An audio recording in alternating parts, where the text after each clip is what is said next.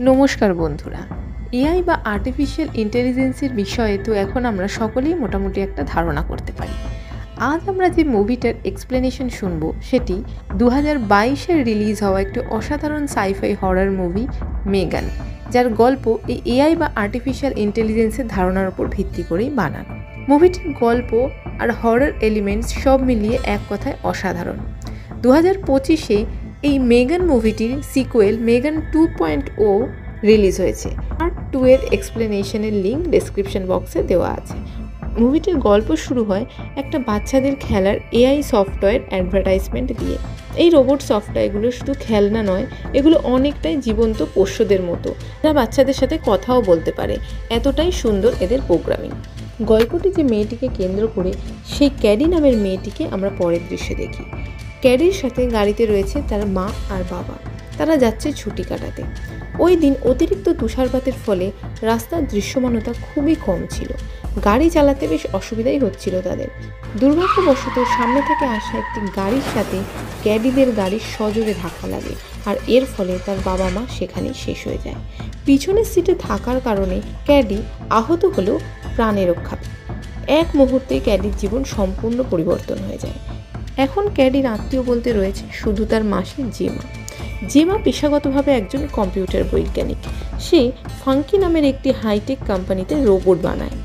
প্রথম দৃশ্যে দেখানো রোবট খেলনাটাও এই জেমারই বানানো, কিন্তু একটা প্রতিপক্ষ কোম্পানি জেমাদের মতোই একই রকম এআই রোবট টয় জেমাদের থেকে আধা দামে বাজারে এনেছে। তাই জেমারা চেষ্টা করছে সম্পূর্ণ নতুনত্ব কিছু বানাতে। জেমা এমন একটা এআই রোবট বানানোর চেষ্টা করছে যে কিনা মানুষের মতো কথা বলতে পারবে, অভিব্যক্তি ফুটিয়ে তুলতে পারবে, যে প্রকৃত অর্থে হয়ে উঠতে পারবে বাচ্চাদের কম্প্যানিয়ন বা সঙ্গী। তার প্রোগ্রামিংও জেমা সেইভাবেই করার চেষ্টা করছে অনেক দিন ধরেই। এই কাজে তার সাথে রয়েছে টেস আর পোল নামে দুজন সহকর্মী। কিন্তু বারবার সে চেষ্টায় বিফল হলে তার বস ডেভিড খুবই অসন্তুষ্ট হয়ে জেমাকে এই কাজ থেকে বিরত থাকতে বলে। এদিকে ক্যাডিকে নিয়ে জেমা চলে আসে নিজের বাড়িতে। জেমা আর ক্যাডি দুজনেই দুজনের সাথে মানিয়ে নেবার সম্পূর্ণ চেষ্টা করতে থাকে, কিন্তু জেমা কাজ পাগল মানুষ। তার পক্ষে সেইভাবে সারাক্ষণ ক্যাডিকে সময় দেওয়া সম্ভব হয়ে ওঠে না। জেমার কাছে ক্যাডির দায়িত্ব সম্পূর্ণ একটা নতুন অভিজ্ঞতা। তা সত্ত্বেও সে চেষ্টা করে চলেছে ক্যাডির যাতে সেখানে কোনো রকম অসুবিধা হয়। একদিন লিডিয়া নামে এক থেরাপিস্ট আসে জেমার বাড়িতে। ক্যাডি তার বাবা মাকে হারানোর ফলে যে মানসিক আঘাত পেয়েছে, সেটা থেকে যাতে সে বেরিয়ে আসতে পারে তার জন্যই এই থেরাপি সেশনের ব্যবস্থা করা হয়েছে। লিডিয়া জেমাকে জানিয়ে যায় ক্যাডির দায়িত্ব ঠিকভাবে পালন করতে গেলে জেমাকে কিছু পরিবর্তন আনতে হবে। সিন শিফট হয়। আমরা দেখি জেমা আর ক্যাডি ব্রেকফাস্ট টেবিলে বসে খাবার খাচ্ছে। জেমা ক্যাডিকে জানায় তার কাজের চাপ এখন খুবই বেশি, তবুও সে যত তাড়াতাড়ি সম্ভব কাজ শেষ করে ক্যাডিকে নিয়ে ঘুরতে বেরোবে। জেমা তার বাড়ির ওয়ার্কশপেই কাজ করবে, কাজেই কোনো সমস্যা সেভাবে হবে না। জেমা কাজে ব্যস্ত হয়ে পড়ে। জেমাকে অনেকক্ষণ পরেও আসতে না দেখে ক্যাডি জেমার কাজের ঘরটায় চলে আসে। জেমাও ক্যাডিকে দেখাতে থাকে সে কী কাজ করছে। ক্যাডিও সেখানে রাখা জেমার বানানো রোবটগুলোকে দেখতে থাকে বেশ আগ্রহ নিয়ে। একটি রোবটে ক্যাডির চোখ আটকায়। ক্যাডি প্রশ্ন করে এটা কি। জেমা জানায় এই রোবটটার নাম সে ব্রুস দিয়েছে। এটা একটা প্রক্সি রোবট যেটা সে কলেজে পড়ার সময় বানিয়েছিল। রোবটটাতে ক্যামেরা, রেডার, সেন্সার সব কিছুই লাগানো আছে। রোবটটা শুনতেও পারে। ক্যাডির রোবটটা খুবই পছন্দ হয়। সে বলে তার কাছেও যদি এমনি একটা রোবট থাকতো তাহলে তার অন্য কোনো খেলনার দরকারই হতো না। ক্যাডির কথা শুনে জেমার মনে হয় সে সস্তার খেলনা রোবট না বানিয়ে এমন কিছু বানাবে যে বাচ্চাদের খেলার সাথীও হবে, আবার তাদের দেখাশোনাও করতে পারবে। এই ভেবে জেমা অফিসের ফেলে দেওয়া রোবটের মডেলটাকে নিয়ে এসে কাজ শুরু করে। এই রোবটটায় সে কলেজের সময়ের বানানো রোবটটার প্রোগ্রামিং ভরে দেয়, আর তার সাথে রোবটটিতে তার নিজস্ব থট প্রসেস হওয়ার প্রোগ্রামিংও দেয়। এছাড়া রোবটটায় বুদ্ধিমত্তা, পরিস্থিতি অনুযায়ী ব্যবহার করা আর সেখান থেকে শিখে নিজেকে আপগ্রেড করার মতো কমান্ডও দেওয়া হয়। ভিতরের প্রোগ্রামিংয়ের সাথে সাথে বাইরে থেকেও যাতে সেটা মানুষের মতোই দেখতে লাগে তার জন্য টাইটেনিয়ামের শরীর আর সিলিকনের মুখও তাতে দেওয়া হয়। জেমা রোবটটার নাম দেয় মেগান। মেগানকে ক্যাডির সাথে পেয়ার করে দেওয়ার ফলে মেগান ক্যাডিকে তার প্রাইমারি ইউজার হিসেবে চিহ্নিত করে। পুরো তৈরি হওয়ার পর জেমা তার বস ডেভিডকে সবটা দেখালে ডেভিড মেগানের অসাধারণ ক্ষমতা দেখে খুবই খুশি হয় আর বোর্ড অফ ডাইরেক্টরসদের সামনে মেগানকে দেখানোর সিদ্ধান্ত নেয়। জেমা মেগান আর ক্যাডিকে নিয়ে বাড়ি ফিরে আসে। মেগানকে যেভাবে প্রোগ্রামিং করা হয়েছিল তাতে তার প্রধান কাজ ছিল ক্যাডির খেয়াল রাখা, ক্যাডির যাতে কোনো অসুবিধা না সেদিকে লক্ষ্য রাখা। জেমা নিজেও মেগানের সেকেন্ড ইউজার হিসাবে নিজেকে সেট করে রাখে। মেগান খুব ভালোভাবে ক্যাডির দেখাশোনার কাজ করতে শুরু করে। ক্যাডি একদিন বাগানে খেলতে খেলতে অ্যারোটা হারিয়ে ফেলে। মেগান তৎক্ষণাৎ স্ক্যান করে অ্যারোর লোকেশন দেখে নেয়। এই অ্যারোটা তুলতে গিয়েই হয় বিপত্তি। অ্যারোটা গিয়ে পড়েছে জেমার প্রতিবেশীর বাড়ির বাগানের মধ্যে। মেগান বাগানের বেড়ার ধারের ছোট্ট একটা গর্ত দিয়ে হাত ঢুকিয়ে অ্যারোটা নিতে গেলে প্রতিবেশীর কুকুরটি মেগানের হাত কামড়ে ধরে। সেই দেখে ক্যাডি তাকে বাঁচাতে গেলে কুকুরটা ক্যাডিকেও কামড়ে দেয়। ক্যাডি যন্ত্রণায় চিৎকার করে ওঠে আর সেই শুনে জেমা বাইরে বেরিয়ে এসে দুজনকেই বাঁচিয়ে নেয়। মেগান বুঝতে পারে ক্যাডি কষ্ট পেয়েছে।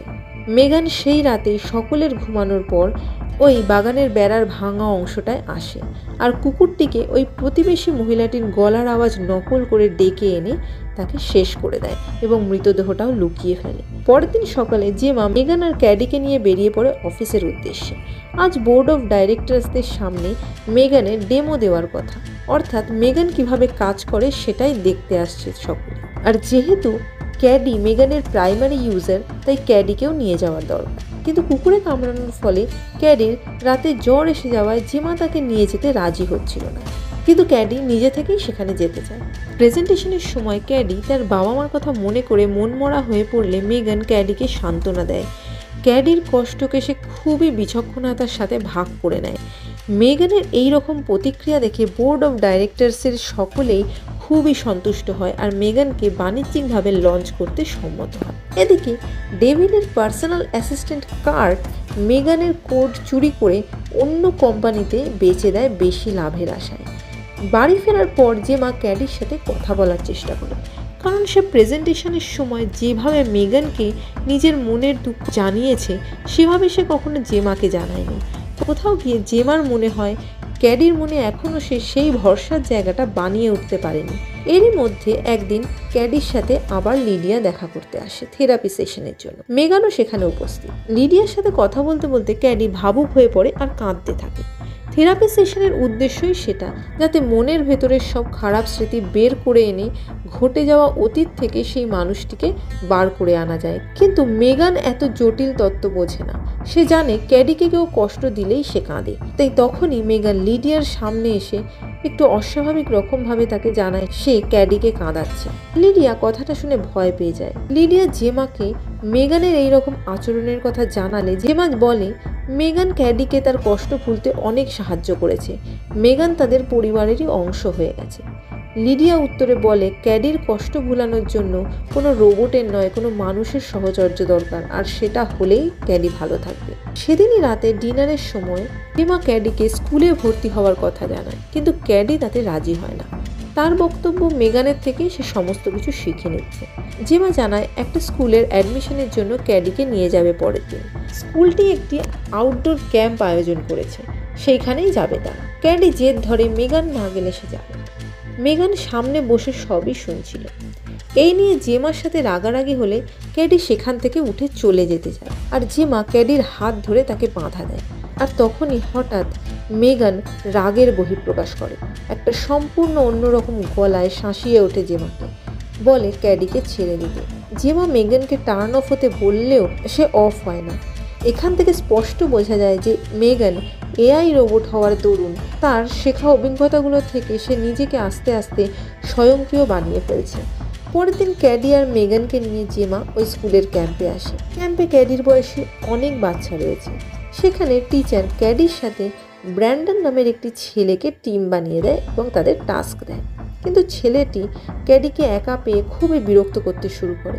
মেগান সেখানে এসে গেলে ব্র্যান্ডন মেগানকে উঠিয়ে অন্যদিকে ফেলে আসতে যায়, আর সেই সময় মেগান ছেলেটির কান টেনে ধরে ছিঁড়ে দেয়। এতে ছেলেটি ভয় পেয়ে যায় আর দৌড়ে পালাতে শুরু করে, আর ভুলবশত রাস্তার ওপরে এসে যায়। আর সেই মুহূর্তেই সেখানে একটি গাড়ি এসে ছেলেটিকে ধাক্কা দেয় এবং ছেলেটি সেখানেই শেষ হয়ে যায়। জেমা বাড়ি ফিরে এসে ছেলেটির ব্যাপারে জিজ্ঞাসা করলে ক্যাডি মিথ্যে বলে যে সে কিছুই জানে না, আর মেগানও সেই মিথ্যেতেই সম্মত হয়। এরই মধ্যে একজন পুলিশ অফিসার জেমার বাড়িতে আসে প্রতিবেশীর সেই নিখোঁজ হওয়া কুকুরটির খোঁজে, আর সেই প্রতিবেশীও জেমাকে যথেষ্ট অপমান করে আর কুকুরটির নিখোঁজ হওয়ার জন্য জেমাকে দুষতে থাকে। সেদিন রাতে প্রতিবেশী মহিলাটি তার কুকুরটিকে খুঁজতে বের হয়, আর মেগান তাকেও খুবই নৃশংসভাবে শেষ করে দেয়। পরের দিন পুলিশ অফিসার আবারও আসে জেমার বাড়িতে, তবে এবার প্রতিবেশীর মৃত্যুর তদন্ত করতে। দুটো মৃত্যু পর পর আর দুটো ক্ষেত্রেই মেগানের উপস্থিত পুলিশ অফিসার খুব একটা সহজভাবে মেনে নেয় না। জেমারও তখন আস্তে আস্তে মেগানের ওপর সন্দেহ হতে শুরু করে। জেমা নিজের ল্যাপটপে মেগানের জিপিএস ট্র্যাক রেকর্ড দেখতে শুরু করে, কিন্তু অদ্ভুতভাবে সে দেখে সব রেকর্ড আগেই ডিলিট হয়ে গেছে। জেমা খুবই চিন্তায় পড়ে যায়, আর হঠাৎই সেখানে মেগান এসে যায়। জেমা স্পষ্টভাবে মেগানকে জিজ্ঞাসা করে সেই কাউকে মেরেছে কিনা, কিন্তু মেগান হেয়ালি করে তার উত্তর দেয়। জেমা মেগানকে অফ হতে বললেও মেগান অফ হয় না, আর তখন জেমা কৌশলে মেগানের কাছে গিয়ে তাকে ম্যানুয়ালি অফ করে দেয়, আর সাথে সাথে মেগানকে প্যাক করে ক্যাডিকে নিয়ে ল্যাবে চলে আসে।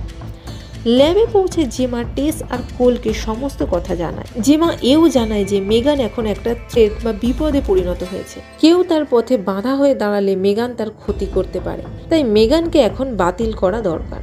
কিন্তু সেদিনই মেগানকে আনুষ্ঠানিকভাবে মার্কেটে লঞ্চ করার কথা। স্বাভাবিকভাবেই জেমার টিমের লোকজন মেগানের এই বাতিলের প্রস্তাবে রাজি হয় না, কিন্তু জেমা কোনোভাবে সকলকে বুঝিয়ে রাজি করে, আর টেসকে মেগানকে অফ করে দেওয়ার নির্দেশ দিয়ে ক্যাডিকে নিয়ে বাড়ির পথে রওনা হয়। কিন্তু টেস মেগানকে অফ করতে পারে না, উল্টে মেগান পোলকে আহত করে সেই ল্যাবে আগুন ধরিয়ে সেখান থেকে বেরিয়ে আসে ডেভিডকে মারার উদ্দেশ্যে, আর সে সেই কাজে সফলও হয়। এমনকি সে ডেভিডের পিএ কার্টকেও শেষ করে দেয়। এদিকে জেমা ক্যাডিকে নিয়ে বাড়ি ফিরে আসে। মেগানও জেমার অফিসের সামনে একটি গাড়ি নিয়ে চলে আসে বাড়িতে। মেগান জেমার থেকে ক্যাডির কাস্টাডি নিতে চায়, কারণ তার ধারণা ক্যাডিকে ভালো রাখতে যা কিছু করার সেটা একমাত্র মেগানই করতে পারে। জেমা মেগানের কথায় রাজি না হলে মেগান জেমাকে আক্রমণ করে, কিন্তু তখনই ক্যাডি সামনে এসে গেলে মেগান আবার স্বাভাবিক হওয়ার চেষ্টা করে, কিন্তু ক্যাডি ততক্ষণে আঁচ করে নিয়েছে মেগানের আসল রূপ। মেগানের সাথে জেমা পেরে ওঠে না। জেমা প্রায় হার মেনেই নিয়েছিল, কিন্তু ঠিক সেই সময় ক্যাডি জেমার সেই কলেজের সময়কার বানানো রোবট ব্রুসকে অ্যাক্টিভেট করে মেগানকে আটকানোর জন্য। মেগান তখন ক্যাডির ওপরও আক্রমণ করে, কিন্তু ব্রুসের সাহায্যে ক্যাডি মেগানকে টুকরো করে দেয়। কিন্তু তাতেও মেগানকে পুরোপুরিভাবে শেষ করা সম্ভব হচ্ছিল না, কারণ জেমা মেগানের থট প্রসেস করার জন্য যে থট বক্সটা লাগিয়েছিল সেটা তখনও অক্ষত। মেগান আবার জেমাকে আক্রমণ করলে ক্যাডি একটা স্ক্রুড্রাইভার এনে মেগানের ওই থট বক্সে সজোরে আঘাত করে, আর এবার মেগান সম্পূর্ণরূপে নষ্ট হয়ে যায়। এদিকে টেস আর কোলও পুলিশ নিয়ে চলে আসে ততক্ষণে জেমার বাড়িতে, আর এখানেই মুভিটি শেষ হয়। মুভিটি একটি অসাধারণ সাইফাই থ্রিলার মুভি। মুভিটির মধ্যে অনেকগুলো বিষয়কে ফুটিয়ে তোলার চেষ্টা করা হয়েছে।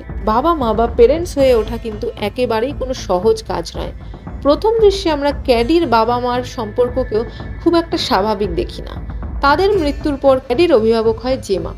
তার কাছে প্যারেন্টিং বা বাচ্চা মানুষ করার কোনো অভিজ্ঞতাই ছিল না। সে তবুও চেষ্টা করেছে ঠিকই, কিন্তু তার পক্ষে এই হঠাৎ করে এসে পড়া দায়িত্বটা সঠিকভাবে পালন করা সম্ভব হয়নি।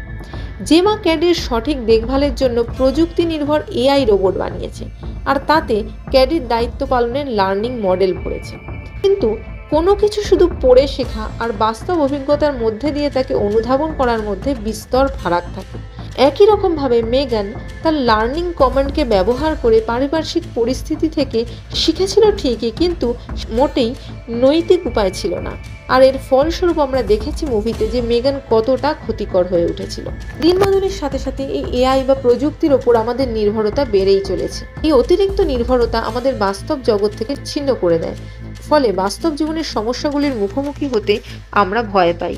সেক্ষেত্রে এআই ব্যবহারের এই নৈতিক দিক, তার অপব্যবহার, এই সকলকে যদি সঠিকভাবে পর্যবেক্ষণ আর নিয়ন্ত্রণ না করা যায়, তাহলে সমাজে এর ওপর প্রভাব খুব একটা সুখকর হবে না। এছাড়াও মেগানকে আমরা ধীরে ধীরে স্বয়ংক্রিয় হয়ে উঠতে দেখেছি।